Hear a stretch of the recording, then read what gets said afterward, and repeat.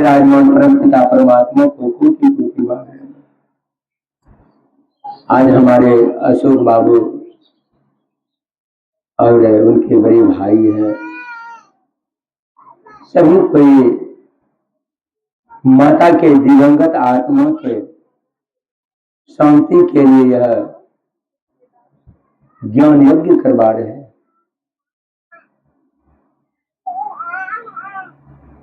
इस यज्ञ को ज्ञान यज्ञ कहते हैं। पंडित आकर के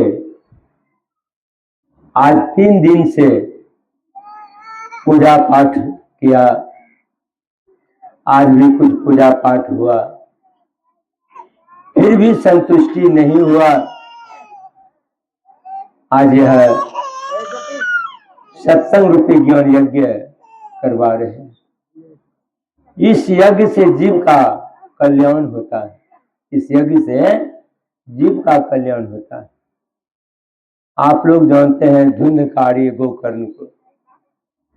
2 भाई थे धुंधकारी, एक धुंधकारी दूसरा गोकर्ण। पिता का नाम आत्मदेव ब्राह्मण था, माता का नाम धुंधली। गोकर्ण धार्मिक विचार के थे और धुंधकारी जो था पिता खाता था, लूटपाट करता था। एक दिन धुंधकारी ने मां से पैसा वैसा छीन छान लिया। पीने खाने वाला को जानबे करते हैं, इस तरह से किया।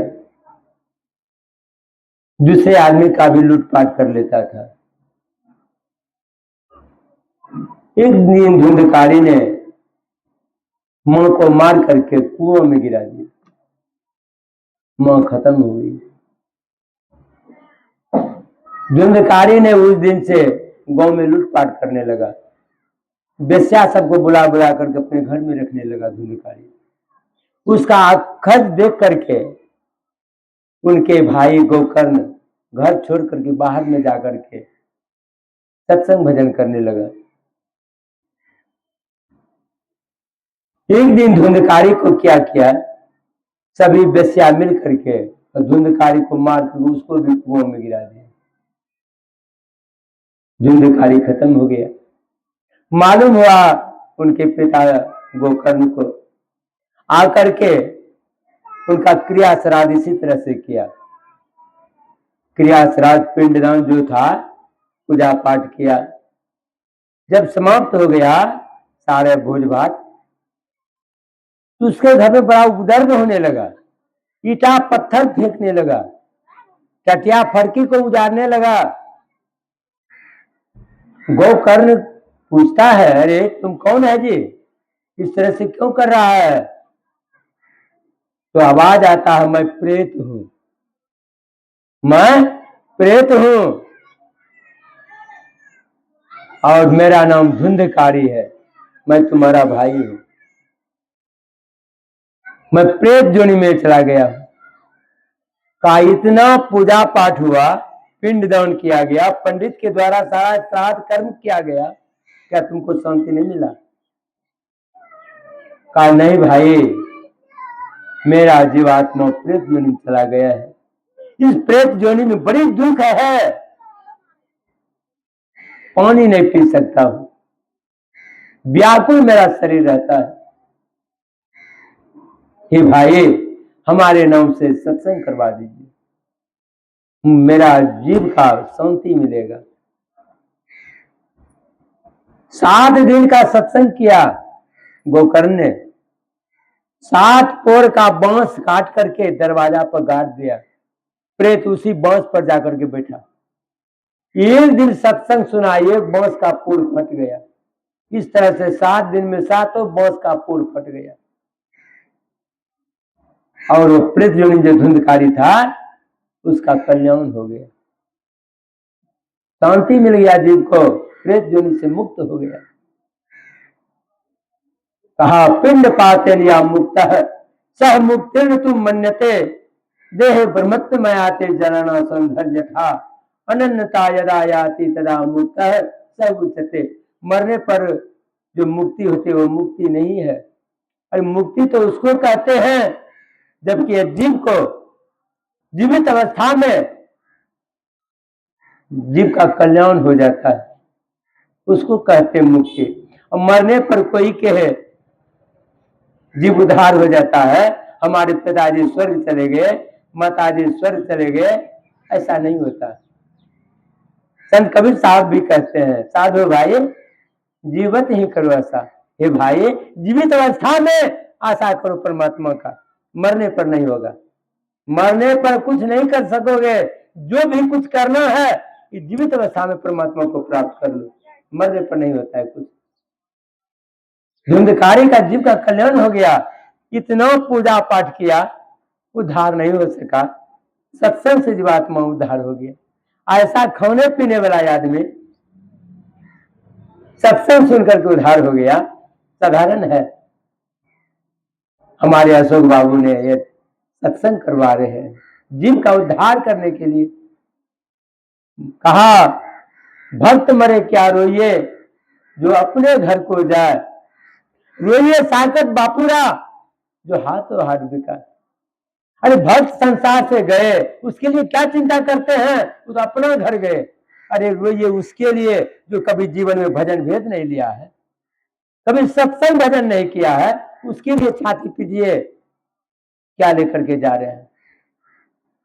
कहते हैं धर्मानु गो गच्छति जीविका धनानि भू महु पस्वस गोष्ठे नारी गृह द्वारे जना परलोक मार्गे धर्मानु गो गच्छति जीविका।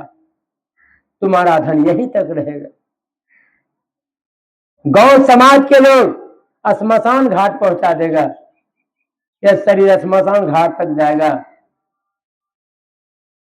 धर्मानु गो गच्छति जीविका धनानि भू महु पस्वस गोष्ठे नारी गृह द्वारे जना।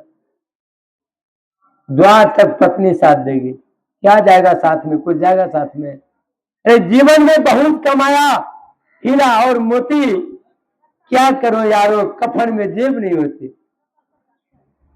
यदि कफन में जेब होता, कुछ लेकर के जाते, है कफन में जेब नहीं होता है।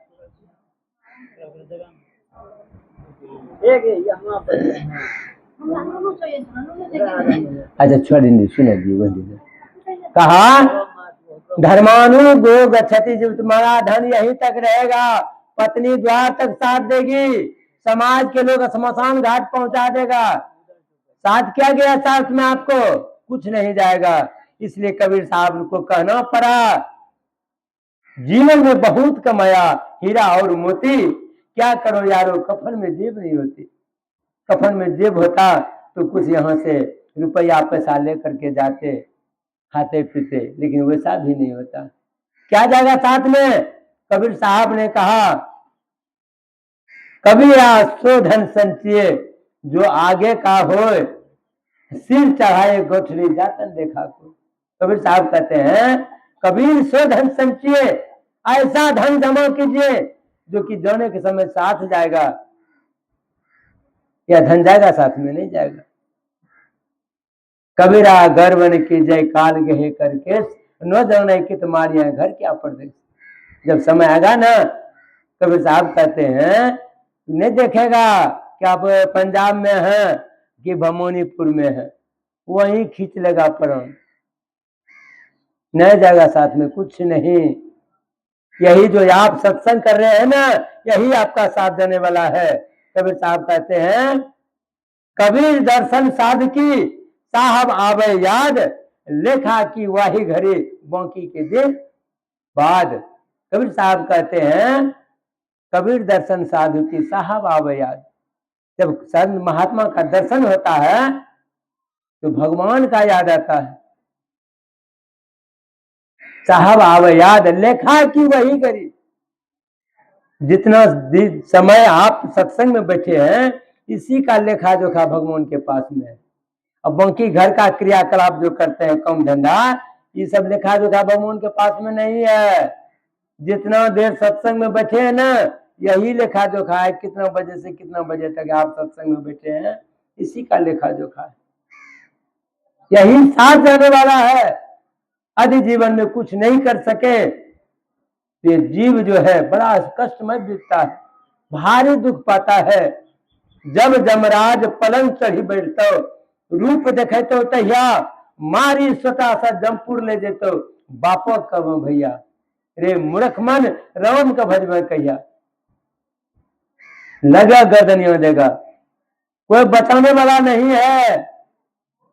एक तंधरी कोठरी तामे दिया नहीं बाती हो, बहियों पकड़ी जम ले चले, कोई संग ना साथी हो। कोई साथ देने वाला नहीं है। कितना कष्टमय जीवन व्यतीत होता है। निमरा को कहीं जगह नहीं है, कहीं जगह नहीं है। जो गुरु नहीं किया है उसको कहीं जगह नहीं है।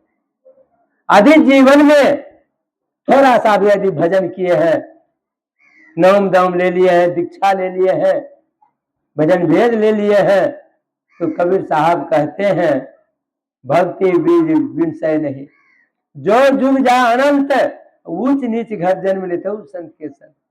आदि भजन भेद ले लिए हैं तो सुन लीजिए, कहीं भी जन्म होगा संत के घर में जन्म होगा, और फिर से भक्ति करके पुनः जाना और याना जब भी होगा मनुष्य शरीर मिलेगा।